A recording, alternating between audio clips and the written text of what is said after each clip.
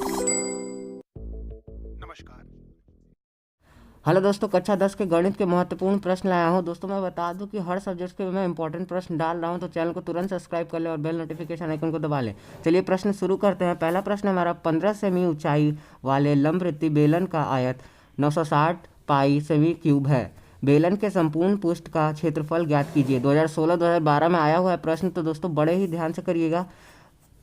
दूसरा प्रश्न है हमारा, यदि त्रिभुज ए बी सी माइनस त्रिभुज क्यू आर पी एरिया त्रिभुज A B C upon area त्रिभुज क्यू आर पी बराबर 9/4 है। ए बी का मान दिया हुआ है 18 सेंटीमीटर और बी सी का 15 सेंटीमीटर दिया है, तो पी आर का मान ज्ञात कीजिए। 2014-2016 में आया हुआ क्वेश्चन बहुत ही इंपॉर्टेंट है, तो जरूर कर लीजिएगा। तीसरा प्रश्न है हमारा, वाई अक्ष पर वह बिंदु ज्ञात कीजिए जो ए 6-5 और बी -4-3 से समरुस्त है। चौथा प्रश्न हमारा, समांतर श्रेणी में 13, 15, 27, 39 का कौन सा पद 54वें पद से 132 अधिक होगा। तो दोस्तों ये चार प्रश्न बहुत ही इंपॉर्टेंट है।